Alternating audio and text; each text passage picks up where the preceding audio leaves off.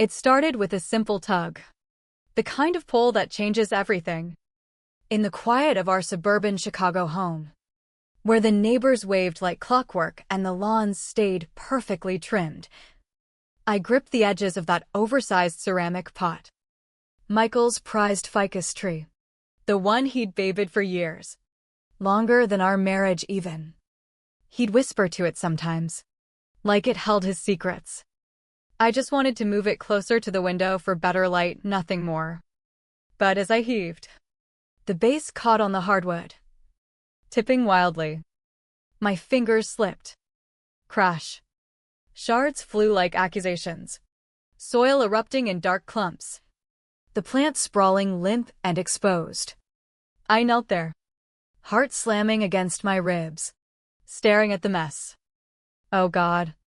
Michael's going to lose it, I muttered, brushing dirt from my knees. But then, buried in the tangled roots, something unnatural caught my eye, a sealed plastic bag. Taped tight, caked in earth. My breath hitched. What the hell? I pried it free, hands trembling now, and peeled back the layers. Inside, an envelope fat with crisp $100 bills, stacked like they'd never seen daylight. Thousands, maybe tens of thousands. And tucked behind them, a photograph, edges worn soft from too many hidden glances. Michael, younger, his arm around a woman I didn't know, and a little girl clinging to his side. Their smiles mocked me. Who are they? Why here? In the dirt of a plant he guarded like a vault? The silence of the empty house pressed in, thick and accusing. Michael was away on another business trip, the kind that stretched longer each time, leaving me alone with my doubts. We'd been married 8 years. Built what I thought was a solid life, him as a software consultant, me teaching high school English in the city. But lately, his silences had grown heavier, his touches rarer. I sat on the couch, the envelope in my lap, staring at that photo under the lamp's harsh glow. The girl had his eyes, sharp and knowing.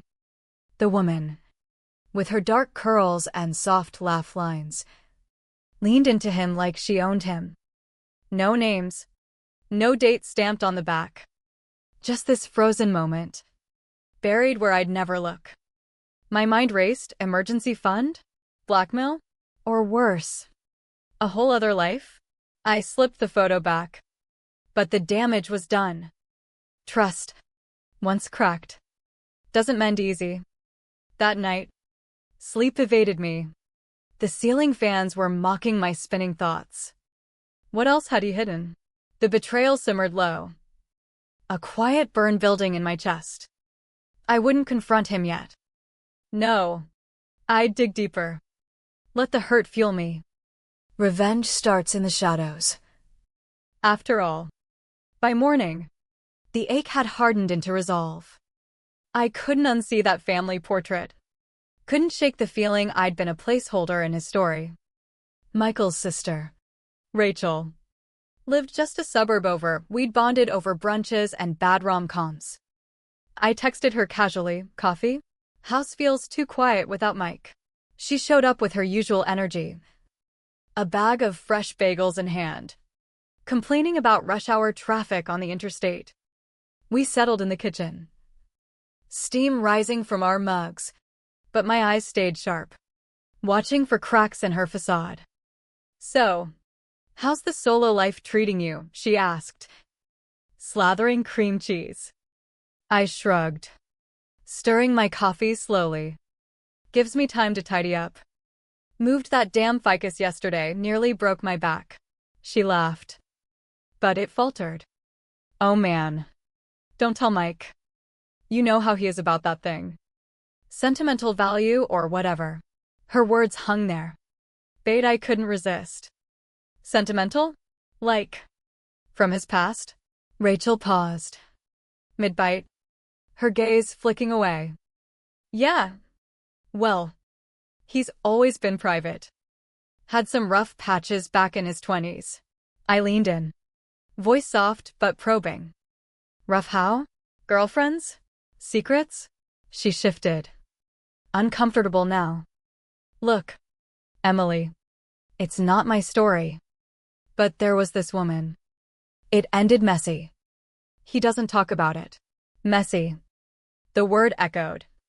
Twisting the knife. Did he have a kid or something? Her eyes widened. Regret flashing. I shouldn't. But yeah, there was a daughter. Lily. I think. Ancient history. Though. He left it all behind. She tried to pivot to lighter talk. But the seed was planted. Ancient history? Not if he was hiding photos and cash. As she left, hugging me goodbye, I felt the first spark of vengeance ignite. He'd betrayed not just me, but them too. And Rachel knew. Her silence made her complicit. The hurt pulsed deeper.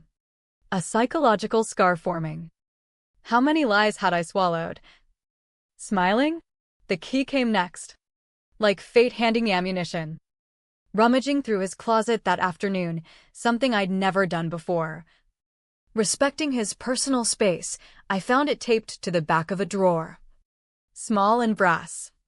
Worn from use. It fit perfectly into an old footlocker in the garage.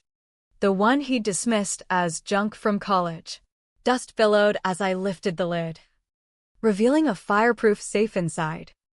Another twist of the key. And it spilled its guts. Forged passports with Michael's face, but names like Ethan Hayes or Jordan Reed. A marriage license to Laura Bennett. Dated a decade ago. Bank statements showing wire transfers to a Chicago account. And a crumpled letter, you promised you'd return. She's growing up without you. Don't make me fight this alone. The rings were there too, simple gold bands. One engraved LB to MH, eternity awaits. I sat on the cold concrete floor, piecing it together. He'd been married. Fathered a child, Sophie. Maybe. Based on Rachel's slip and fled. Reinventing himself. Fake IDs for escape. Cash for bribes or guilt payments. The betrayal crashed over me like a wave. Drowning the love I'd clung to. Why marry me? To play house while his real family waited? The silence he'd enforced in our marriage now screamed hypocrisy. My mind darkened. Revenge wasn't just confrontation, it was dismantling his facade. Exposing him to the world he'd abandoned. But the cost whispered back, my own peace. Shattered forever. Neighbors talk in suburbs like ours, it's the American way. Polite chit-chat masking keen eyes. Old Mrs. Harlan next door. With her endless gardening and sharper memory. Caught me outside the next day as I paced the driveway. Mind churning. Emily. Dear. You look like you've seen a ghost, she called, clipping roses in her floppy hat. I crossed the lawn, feigning casualness. Just tired. Mike's away again. She nodded knowingly. Those trips of his, always so sudden. Reminds me of my late husband. God rest him. Secrets eat at a marriage. Her words hooked me. Secrets? Like what? She leaned on her shears. Voice dropping. Saw the cops here once. Years back. Before you moved in. Asking about Mike. Some woman from his past. Said it was routine. But their faces. Serious. Never came back. Though. Police. The revelation hit like a gut punch. Did you see her? The woman. Mrs. Harlan hesitated. Once. Early morning. She got out of his car. Looked wrecked tears. The works. No kid. But she clutched a photo like it was gold. Mike hustled her inside quick. My pulse thundered. It matched the puzzle, Laura. Heartbroken. Begging him back. As I thanked her and retreated, the psychological toll deepened. Paranoia crept in, every shared memory now tainted. Every I love you a lie. But from that rot grew my plan. I'd mirror his deception. Lure him into exposure. Revenge. Cold and calculated. For the years he'd stolen from me. His laptop was the final nail. That evening, as rain pattered against the windows, I cracked it open, password Ficus 2016, our wedding year twisted with his planned obsession. Emails poured out, no Denver conference like he'd claimed, but round-trip tickets to Seattle. Not Chicago this time. Wait, Seattle? Digging deeper. Browser history revealed repeated searches for family law attorneys, child support calculators, a hidden folder labeled personal photos of a girl. Older now. Maybe 12.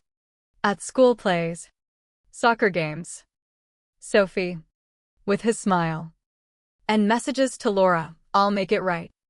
Just need more time. The lies compounded. He'd been visiting, supporting in secret, while our savings dwindled on business expenses. The numbness cracked.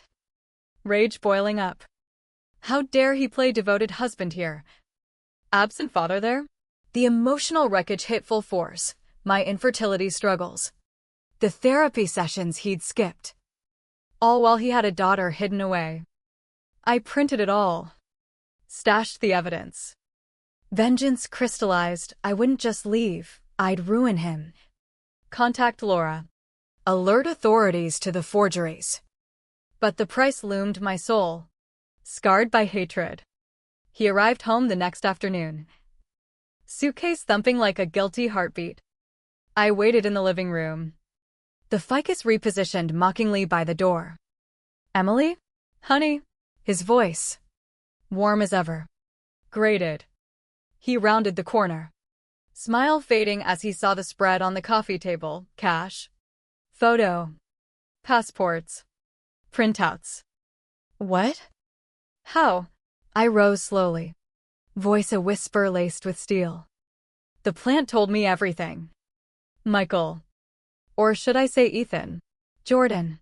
He collapsed into a chair, face ashen. I can explain. No more lies. I cut in, the damning emotion surging. He spilled it. Married Laura Young. Panicked at fatherhood.